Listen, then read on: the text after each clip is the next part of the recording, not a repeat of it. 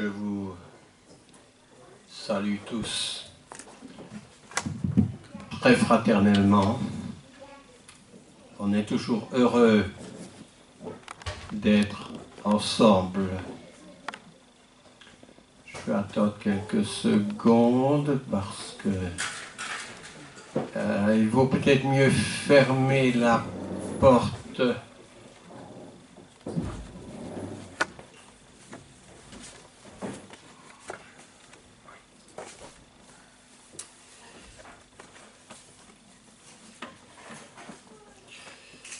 Le sujet pour aujourd'hui, c'est l'unité.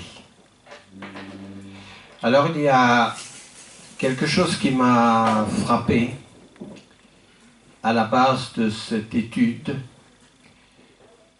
Un soir de cette semaine, en ouvrant la télévision, je suis tombé sur une émission qui s'appelle Fort Boyard.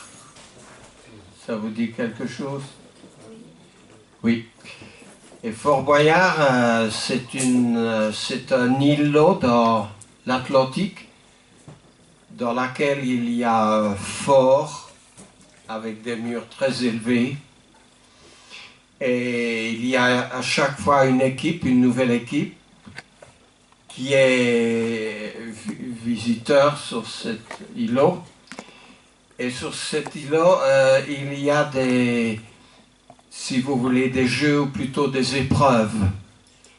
Et cette équipe doit réussir un certain nombre d'épreuves. Par exemple, il y a une planche qui est mise au-dessus de la mer et ils doivent aller chercher un code. Et ce code se trouve de part et d'autre de la planche. Alors, c'est deux personnes, mais s'ils ne se maintiennent pas en équilibre pour arriver jusqu'au bout de la planche pour prendre le code, évidemment la planche va faire ça et les deux personnes sont précipitées dans la mer à plusieurs mètres de hauteur. Mais ce qui m'a frappé, c'est qu'ils sont à peu près une dizaine dans l'équipe. Ils viennent, ils ne se connaissent pas. Ce sont des personnes, une personne vient du football, une autre de la chanson, une autre d'une autre discipline. Et ils doivent, pour réussir, ils doivent coopérer. Alors ils sont là pourquoi? Parce qu'à la fin, quand ils ont rempli les épreuves, ils représentent une œuvre.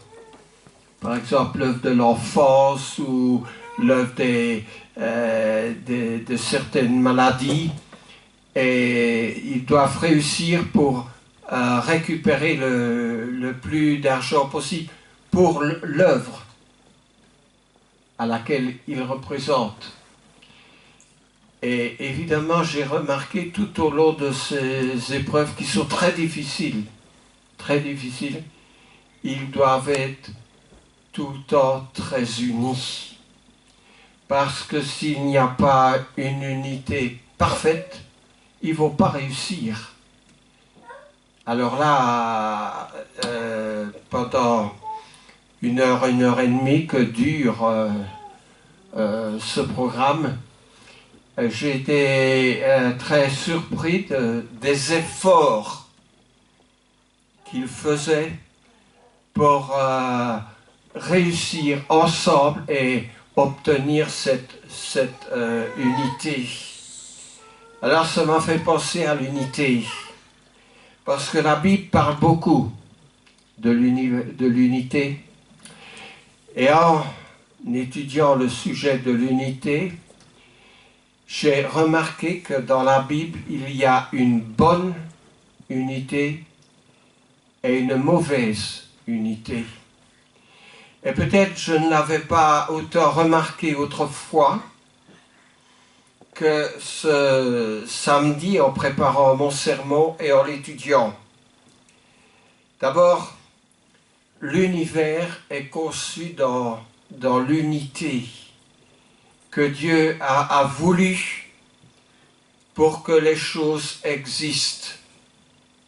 Il y a une unité, il y a le soleil, il y a la lune, il y a la terre, avec la mer, avec la terre sèche. Et si toutes ces choses ne sont pas bien coordonnées entre elles, il ne peut y avoir une bonne unité. J'ai déjà donné des distances entre la Terre et la Lune, la chaleur du Soleil, beaucoup de choses dont on s'aperçoit que ces choses sont réglées d'une telle manière pour qu'elles puissent fonctionner, ou plutôt pour que nous puissions vivre sur la Terre, pour que nous puissions avoir la vie. Si la Terre était un peu plus éloignée de la Lune, ou le Soleil présentant quelques degrés en plus, la vie serait inconcevable sur la Terre. Donc il a fallu que Dieu soit un grand maître pour réaliser tout cela et mettre une unité parfaite. Et alors dans l'unité de Dieu, il y a toujours ce qui est répété à la création, et puis à Noé, quand le monde est détruit, c'est soyez féconds, remplissez la terre et dominez la terre. Il a laissé à l'homme de dominer la terre. Alors, je vais d'abord voir ce que le mot vérité et unité veulent dire dans leur définition exacte dans le dictionnaire. Je prends le petit Robert et je vais au mot unité. Alors, je lis ceci. Caractère de ce qui est unique. Une cohérence interne, peut-être le mot cohérence est un peu difficile. Élément ou structure faisant partie d'un ensemble. Quand on regarde la Terre, elle fait partie d'un ensemble. N'est-ce pas, quand on regarde les planètes qui sont autour et les distances et la vie qui est réalisable sur la Terre, il suffit de s'éloigner à une certaine distance et la vie devient impossible, sauf d'y aller dans une fusée avec un masque et de l'oxygène. Mais déjà quand on monte sur la montagne en France, sur le Mont Blanc, tout le monde connaît le Mont Blanc, quand on arrive au sommet du Mont Blanc, la respiration devient difficile, n'est-ce pas? Si vous montez sur l'Everest, la plus haute montagne qui fait 8000 mètres d'altitude, beaucoup de gens n'arrivent pas au-dessus, ils meurent. Il faut des masques, il faut être entraîné avec des conditions spéciales. Nous pouvons voir que nous, sur la Terre, nous sommes en quelque sorte comme dans une bulle, où Dieu a mis vraiment ce qu'il fallait. Autant d'oxygène, autant d'azote. Il y a toutes sortes de mélanges qui sont faits dans leur unité pour que nous puissions vivre. Dieu a réalisé la vie. Alors le dictionnaire continue à dire un objet fabriqué identique à un autre objet. Un chiffre placé à droite des dizaines, etc. Ce sont des choses dont nous ne pensons même pas, mais pour réaliser une unité, il faut toute une structure dans son ensemble. Alors, pour que la création parvienne à son unité, il faut la fécondité et l'amour. Pourquoi l'amour? Parce que sans l'amour, les choses ne sont pas possibles. Il y a des disputes, il y a des différences d'opinion. Et l'amour nous aide en quelque sorte à accepter de considérer le prochain, de considérer l'idée de l'autre. L'autre qui n'a pas la même idée que nous. Nous pensons tous différemment, mais tous nous sommes obligés de nous mettre d'accord. Parce que s'il n'y a pas d'accord, c'est le chaos. Regardez au Congo, par exemple. Il y a le désaccord, et le désaccord conduit au malheur, conduit à des tueries, et le désaccord est quelque chose de terrible. On ne peut pas arriver à gouverner un pays s'il n'y a pas l'accord. L'accord et le respect.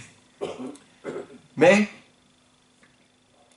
nous devons en priorité demeurer unis à Dieu, parce que cette désunion, on peut dire que c'est le péché fondamental. Quand je vais en Genèse au chapitre 11, je vais vous lire 2 versets. Le premier dit, l'Éternel dit, voici ils forment un seul peuple et ont tous une même langue. Vous voyez où je veux arriver, c'est à la tour de Babel. Ils ont tous une même langue et c'est là ce qu'ils ont entrepris. Maintenant, rien ne les empêcherait de faire ce qu'ils auraient projeté. C'est le verset 6. Le verset 6 de Genèse 11. Alors, rien ne les empêcherait de faire tout ce qu'ils ont projeté. Et justement, Dieu ne veut pas que nous fassions tout ce qui serait projeté. Alors, je lis le verset 9, toujours en Genèse 11. C'est pourquoi l'on appela du nom de Babel, car c'est là que l'Éternel confondit le langage de toute la terre, et c'est là que l'Éternel les dispersa sur la surface de la terre. Nous sommes là à une mauvaise unité, n'est-ce pas? Dieu leur avait ordonné de peupler la terre, et justement leur projet était de former cette grande ville, d'aller le plus haut possible dans la tour, et il y avait déjà entre eux une mauvaise, il y avait les semences de la division. Ce n'est pas moi qui le dis, c'est la Bible qui dit qu'il y avait les semences de la division déjà entre les gens à ce moment-là. Et dans leur orgueil, ils ont frustré la volonté de Dieu et ils ont encouragé un projet, la tour de Babel, qui les maintiendrait dans une unité malgré leur dissension. Alors, pour bien comprendre, Dieu voulait qu'ils peuplent la terre entière, et eux, ils étaient dans leur orgueil à vouloir rester et construire une grande tour ensemble. Il y a toujours des éléments qui nous échappent. Quand nous lisons cela, nous nous disons, mais quelle était la faute de vouloir construire une grande tour? Aujourd'hui, on construit par exemple une tour qui est 3 fois la hauteur de la tour Eiffel à Dubaï. Et on veut maintenant construire une tour en Chine qui a 1 kilomètre de haut. Alors on se dit, la tour de Babel, finalement, c'était la hauteur d'un grand building. Mais le projet contrariait la volonté de Dieu. Et nous devons bien accepter parce que nous voyons la conséquence qui a été la division des langues. Dieu a confondu leur langage pour qu'ils n'arrivent pas à exécuter leur projet. Quelquefois, nous avons tous des projets. Nous ne pouvons pas tous les réaliser parce que Dieu garde toujours le contrôle et il intervient toujours. Dieu ne nous accorde pas tout ce que nous demandons dans nos prières, non plus, parce que c'est sa volonté. Nous ne le comprenons pas, mais nous devons l'admettre.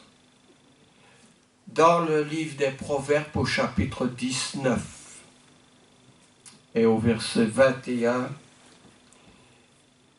c'est Salomon qui l'écrit, il dit « Il y a dans le cœur de l'homme beaucoup de pensées. » Nous avons beaucoup de pensées, n'est-ce pas? Mais c'est le dessein de l'Éternel qui s'accomplira.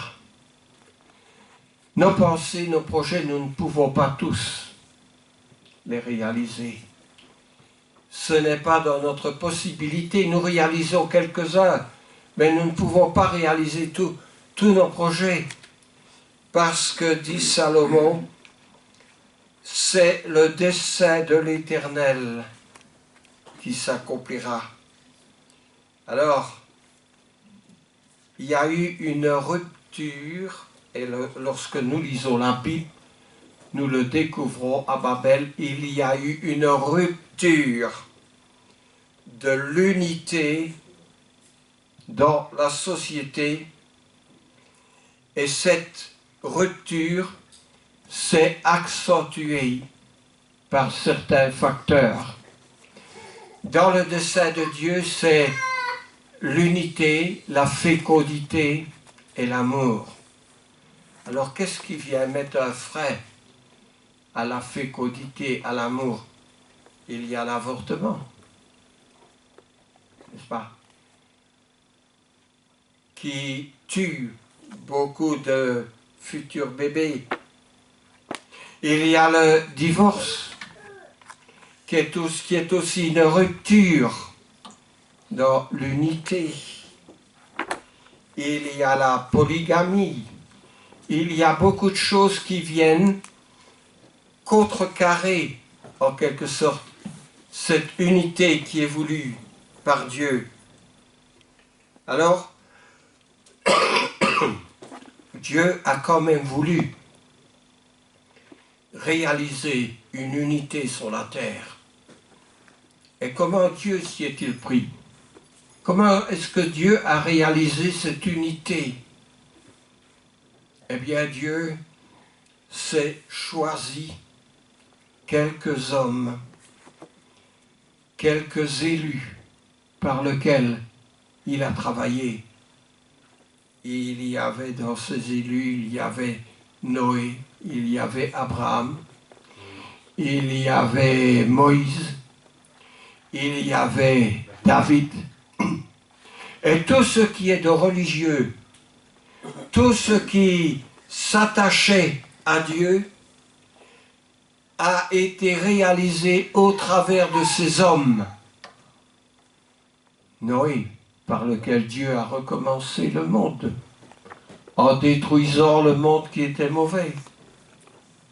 Abraham, en choisissant un homme juste, parce que Dieu voit tout le monde, n'est-ce pas? Il voit le cœur de chacun d'entre nous. Il a été chercher Abraham pour être le père d'un peuple nombreux, auquel Dieu a donné une promesse. Quelle promesse? Quelle promesse Dieu a-t-il donné à Abraham? Toute les nations de la terre seront bénies en toi. Et toujours aujourd'hui, quand nous lisons dans le Nouveau Testament, nous voyons que Dieu a réalisé par Jésus la promesse qu'il avait faite à Abraham, que toutes les nations de la terre sont bénies. Jésus est-il allé à la croix pour une seule personne? Dieu est-il allé à la croix seulement pour Jean-Pierre ou pour Gabriel?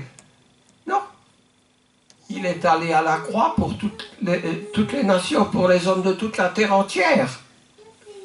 Donc, tous ceux qui veulent accepter Jésus, ils sont bénis par Abraham le croyant. Et puis, il s'est choisi Moïse. Au travers de Moïse, il a donné une loi, il s'est formé un peuple. Et c'est au travers de ce peuple, qui était un peuple rebelle, que la promesse de Dieu a été réalisée, que Jésus est né. Et autour de Moïse et de ses élus, il y avait les prophètes. Il y avait toujours ceux qui ont marché avec Dieu, comme Job dans l'Ancien Testament, comme David, qui a été un grand roi. Alors, dans ce modèle, Dieu a toujours donné le modèle. Si vous faites construire une maison, qu'est-ce que vous allez devoir faire? Oh, vous allez me dire, il faut l'argent. Nous sommes d'accord. Vous pouvez l'emprunter à la banque, peut-être. Mais il faut un architecte, n'est-ce pas? Et cet architecte, lui, va savoir quelle dimension on ne peut pas dépasser, quel genre de matériau va être assez solide pour supporter le toit de la maison. Il va connaître les lois pour vous dire « Ah mais non, vous ne pouvez pas faire ça de cette manière-là ». Dieu est le sage architecte, mais nous devons suivre le modèle. Il y a un verset qui dit dans le livre de l'Exode, Dieu dit ça à Moïse, « Fais tout d'après le modèle qui t'est montré sur la montagne. » Dans tout ce que Dieu a fait, il a donné un modèle. Le modèle pour une maison que vous voudriez construire, mais c'est le plan que l'architecte va vous donner. C'est là le modèle et vous allez dire peut-être « Ah, moi je ne suis pas d'accord, ce living, nous sommes 8 personnes, il doit être un peu plus grand. » Alors l'architecte va voir d'après les normes et concevoir le modèle. Dieu dit « Fais tout d'après le modèle ». Mais quel modèle Dieu a-t-il montré? Dieu voulait un culte. Il a donné le modèle pour réaliser ce culte, le tabernacle. Et dans le tabernacle, il faut, n'est-ce pas, respecter le modèle. Dieu voulait des objets. Il voulait la table des pains de proposition. Il voulait le chandelier d'or. Dieu voulait certains objets dans le tabernacle et pas d'autres. Il voulait que ces objets soient réalisés d'une telle manière, avec une telle matière. Il voulait même que les tentures soient d'une telle couleur. Et Dieu dit à Moïse, fais tout d'après le modèle. Et c'est en réalisant et en respectant le modèle qu'il y avait l'unité et qu'il y avait ce qui était compatible entre Dieu et l'homme, pour que Dieu, on va dire ça très simplement, ne se fâche pas, n'est-ce pas? Parce que si vous établissez un modèle de vie plus tard pour vos enfants, pour la nourriture, pour l'habillement, vous allez vouloir que ce modèle soit respecté. Autrement, vous allez vous fâcher. un enfant rebelle qui ne veut pas accepter le modèle, il s'en va hors de la maison. Il y a rupture de l'unité dans la famille. Et Dieu ne veut pas cela. Donc il a mis toujours certaines choses pour garder cette unité. Il y avait, après le tabernacle, le temple à Jérusalem. Dieu résidait dans le temple pour être proche de son peuple, pour être au milieu de son peuple, comme il était lui-même dans le tabernacle. Dieu était présent, il parlait avec Moïse. On ne voyait pas Dieu, mais il était là, il parlait avec Moïse. Il y a le tabernacle, il y a le culte. C'est un moyen dont Dieu veut être adoré. Aujourd'hui, nous avons la table du Seigneur. Qu'est-ce que la Bible nous dit? La Bible nous dit, eh bien, au sujet de cet élément, buvez-en tous. Alors, nous allons en Amérique, nous allons en Asie, nous allons en Afrique. Et nous voyons dans les assemblées qui suivent le modèle de Dieu, chaque premier jour de la semaine, les chrétiens. Parce que ça, c'est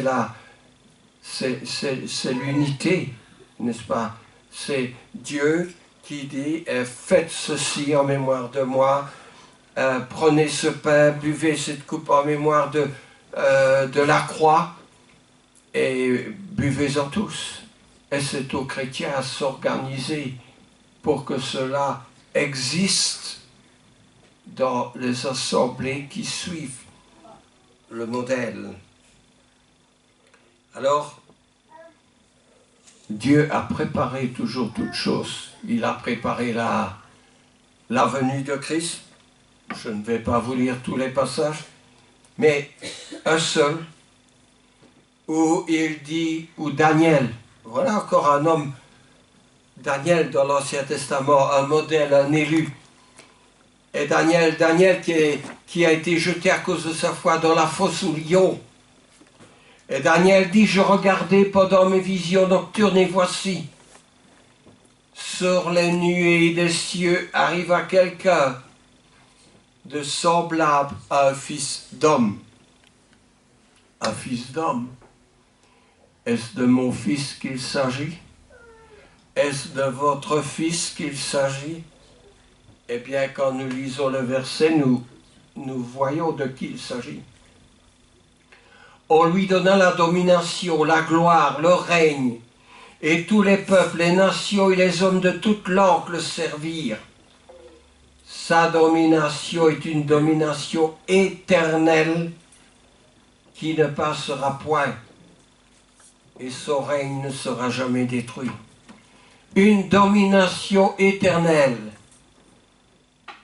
Est-ce que César a une domination éternelle? Est-ce que Napoléon a une domination éternelle? Y a-t-il aucun des rois de la terre qui a eu une domination éternelle? Non. Qui a une domination éternelle? Jésus, n'est-ce pas? C'est Jésus qui est le roi. Es-tu le roi des Juifs? Demande Pilate à Jésus. Et Jésus qui ne ment pas, qui dit toujours la vérité, il a dit, je suis le roi des Juifs, n'est-ce pas? Et la domination de Jésus est éternelle, elle ne passe point. Il y a 2000 ans que Jésus a quitté la terre. Qui est notre roi aujourd'hui? C'est Jésus, n'est-ce pas? Sa domination ne passe pas. Il est notre roi. Alors, Jésus est l'élu de Dieu. Quand il y avait la transfiguration sur la montagne, Jésus était avec 3 de ses disciples et voilà qu'il apparaît Moïse et Élie. Et puis il y a une voix qui se fait entendre des cieux. Si jamais une voix se faisait entendre des cieux, je crois que je paniquerais. Mais qu'est-ce qu'elle disait, cette voix? Est-ce qu'on se souvient ce que disait cette voix?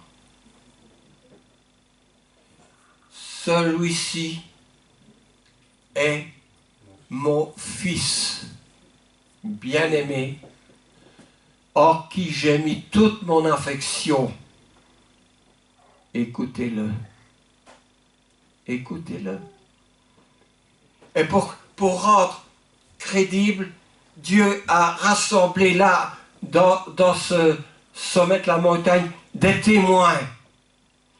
Parce que Moïse, parce qu'Élie, parce que Pierre et parce que Jean étaient des témoins crédibles, ils étaient des représentants. Et Dieu leur dit à ces témoins fidèles, celui-ci est mon fils bien-aimé. Eux, ils étaient des élus, ils étaient des témoins, mais ils n'étaient pas le fils de Dieu. Et Dieu fait une distinction, il dit, celui-ci est mon fils bien-aimé. Écoutez-le, n'est-ce pas? Et c'est ce qu'ils avaient à faire.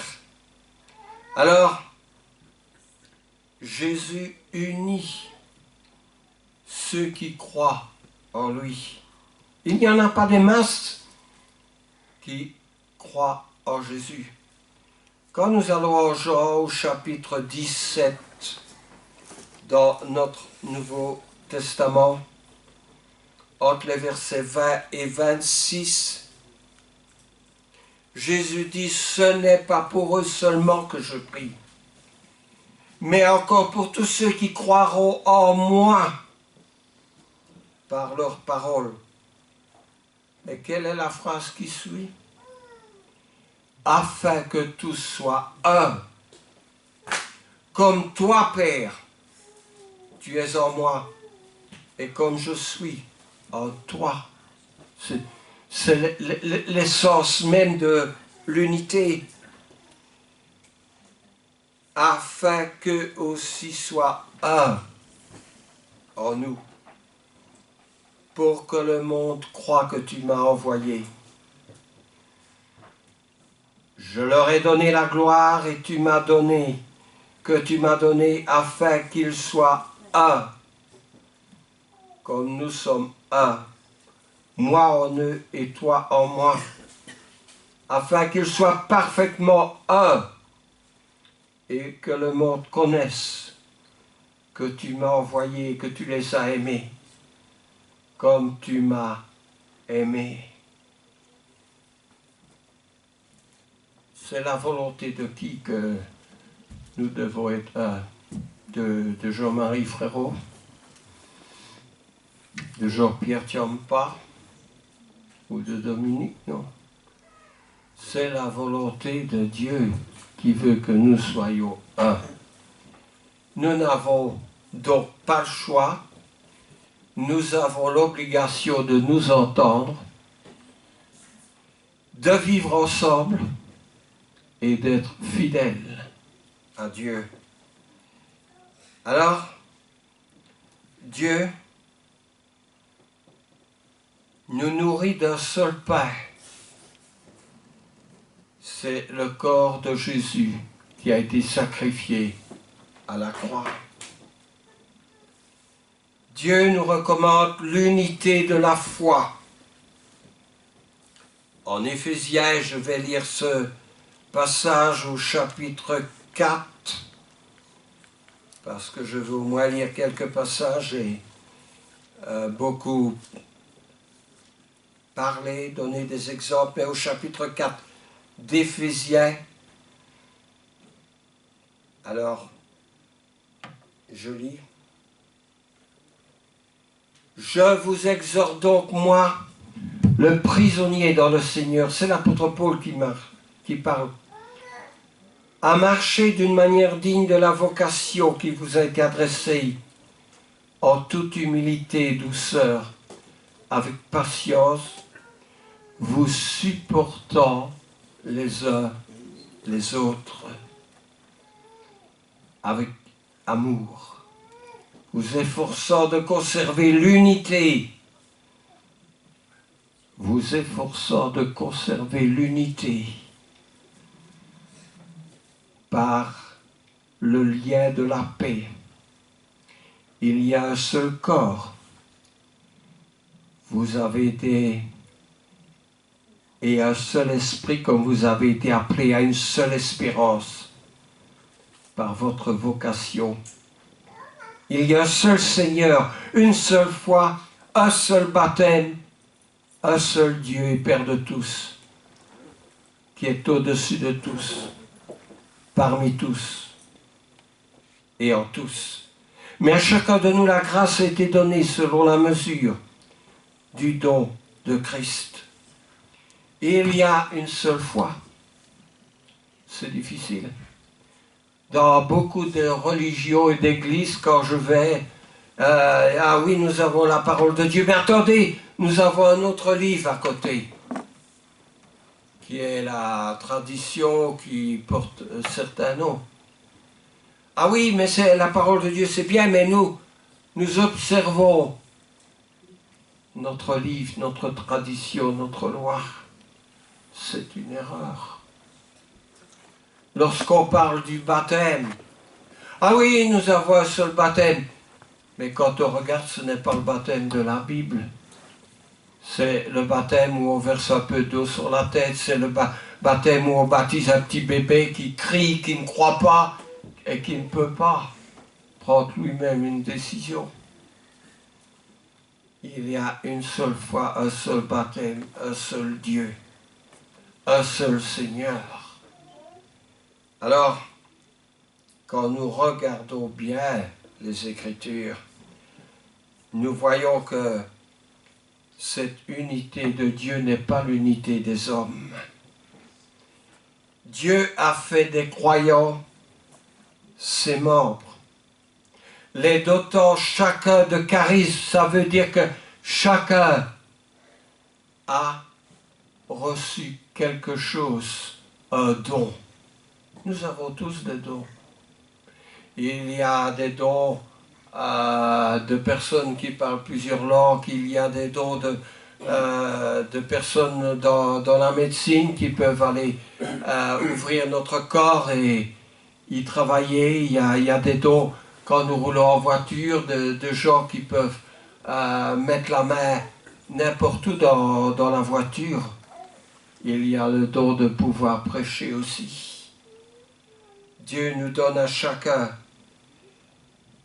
Et il est dit dans 1 Corinthiens 12, il parle de ses membres à partir du verset 12, 1 Corinthiens 12, et je lis et je vais terminer par ce qu'il dit en Corinthiens 12. Ainsi, le corps n'est pas un seul membre, mais il est formé de plusieurs membres. Si le pied disait « parce que je suis une main, je ne suis pas du corps », ne serait-il pas du corps pour cela? Si l'oreille disait « parce que je ne suis pas un œil, je ne suis pas du corps », ne serait-elle pas du corps pour cela? Si tout le corps était œil, où serait l'ouïe?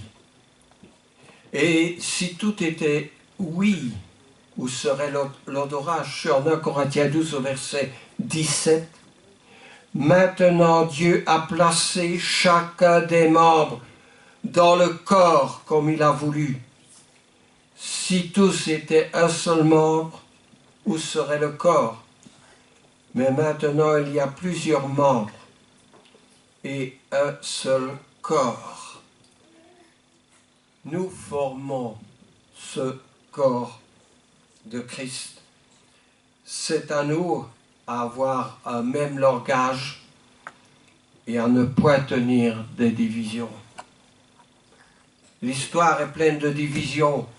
Même l'assemblée à Corinthe était divisée, très divisée.